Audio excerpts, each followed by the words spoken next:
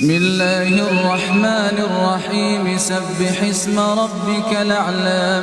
الذي خلق فسوى والذي قدر فهدى والذي أخرج المرعى فجعله غثاء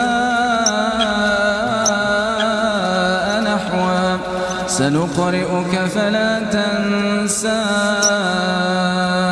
إلا ما شاء الله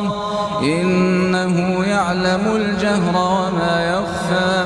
ونيسرك لليسرى فذكر إن نفعت الذكرى سيذكر من يخشى ويتجنبها الأشقى الذي يصلى النار الكبرى